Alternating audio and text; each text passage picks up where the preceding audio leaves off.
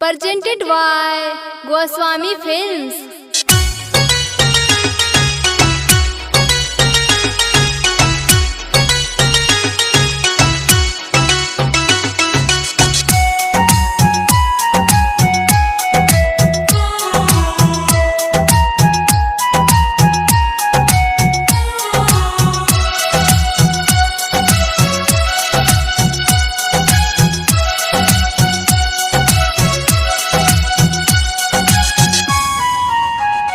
तू केहू से प्यार कर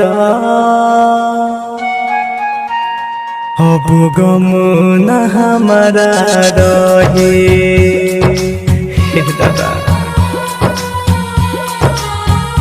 तू केहू से प्यार कर अब गम न हमारा रहे।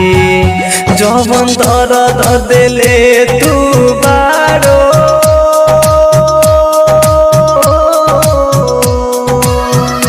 जवन दर्द तू दिले बारो दिल पर पत्थर रख के सही। तू केहू से प्यार कर अब गम न हमारा रहे। Presented by Goswami Films.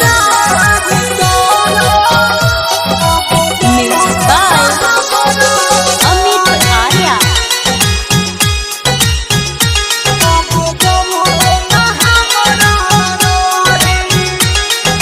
सोचत हो खबू रोवत हो खे लोराबा खूब बहाई।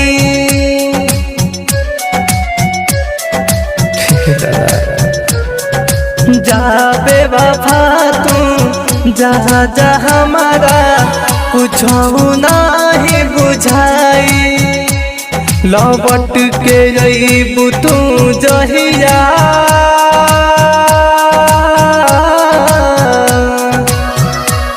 लौट के अइबू तू जहिया जरूरत हमारा न रही।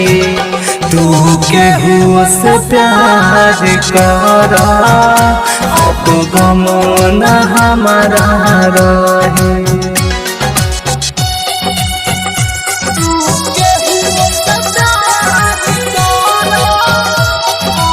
Music by Amit Arya. Presented by Goswami Films.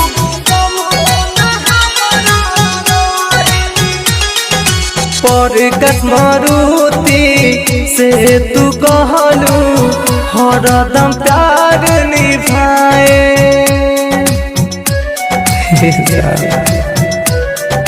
हाँ प्यार के लिखल सब कहानी अपने हाथ मिटाए। तार प्रेम के पीर बन के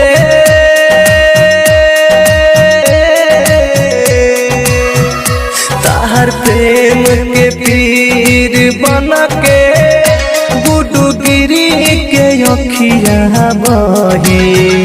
तू केहू से प्यार कर अब गम न हमारा रहे। Bombay digital recording studio Chhapra.